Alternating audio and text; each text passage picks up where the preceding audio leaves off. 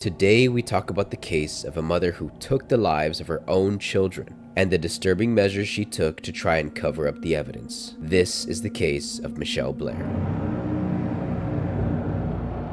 This is Mitchelle, and she was far from the idea of a good mother. Mitchelle was known to be quite abusive towards her children and was often seen neglecting them of their basic needs. She was seen by her neighbors starving her children, mistreating them, and even forcing them to live in a complete mess within the home. The neighbors commented on the children's lack of proper clothing throughout the year. During the winter, she refused to give them proper clothing, and the neighbors took note of their conditions. Mitchelle's careless behavior extended far beyond just the care of her children, and she was constantly finding herself in financial struggles. In March of 2015, Mitchelle's behavior seemed to finally be catching up to her, and her landlord arrived at her doorstep with an eviction notice after she failed to pay her rent over multiple months. At the time, Mitchelle was avoiding returning home to try and avoid the confrontation, but a moving crew was brought in to begin the eviction process without her. When the moving crew entered the home, they found the living conditions to be absolutely revolting. Trash, food, and other waste littered every inch of the apartment unit. It was so dirty and infested, the movers claimed it was hard to believe a family was even living there. Despite this, the moving crew opted to begin the process of removing everything from the unit as best they could. At first, everything seemed normal, and items were slowly being removed from the residence. It wasn't until the moving crew stumbled upon a large freezer that they discovered a horrifying sight. Within the large freezer were the frozen bodies of 9-year-old Steven and 13-year-old Stoney. Horrified, the moving crew stopped immediately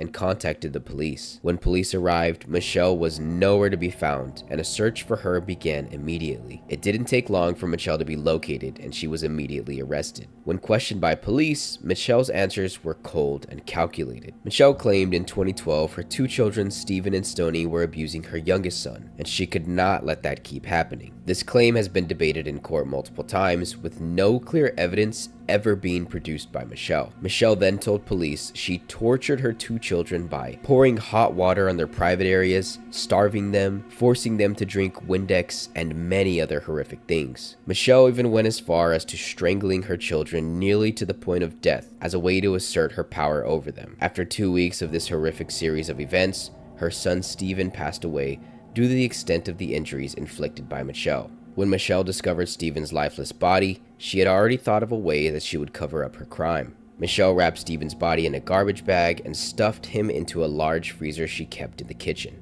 Mitchelle threatened her other children to never tell anyone of what she had done, or else they would be next. The surviving children lived in fear, scared of their crazed mother. They commented on the horrifying idea that their two deceased siblings lay only a few feet away from them at any moment. 9 months later, Mitchelle turned her focus to her daughter Stoney, for the same reason she targeted Steven. Mitchelle asked her youngest son multiple times if Stoney abused him, and he replied no every single time. When Mitchelle threatened to beat him if he didn't change his answer, he reluctantly said yes, and Mitchelle immediately attacked Stoney.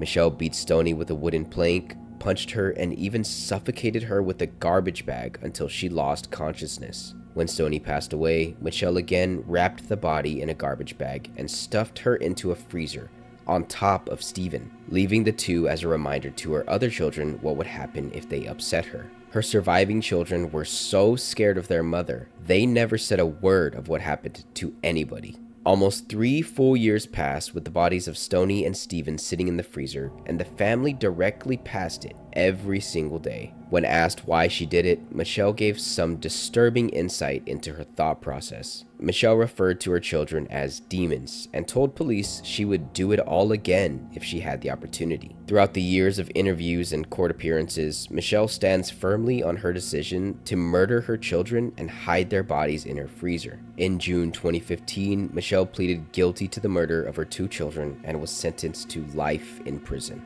Thank you for watching. Like, comment, and subscribe if you found this video interesting. I will see you on the next one.